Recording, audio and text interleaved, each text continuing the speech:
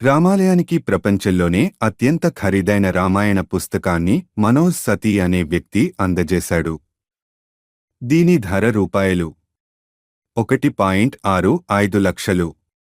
ఈ పుస్తకంలో రామ మందిరాన్ని పోలి ఉండేలా రూపొందించిన 3 పెట్టెలు, ఆలయానికి చెందిన 3 అంతస్తులు చిత్రించబడి ఉన్నాయి. పుస్తకానికి ఉపయోగించిన కాగితం ఫ్రాన్సులో తయారైంది. ఈ కాగితానికి ఓ ప్రత్యేకత ఉంది. అది ఏంటంటే యాసిడ్ రహిత కాగితంగా ఇది పేటెంట్ పొందింది. పుస్తక ముఖచిత్రం ఈ పదార్థంతోనే రూపొందించారు.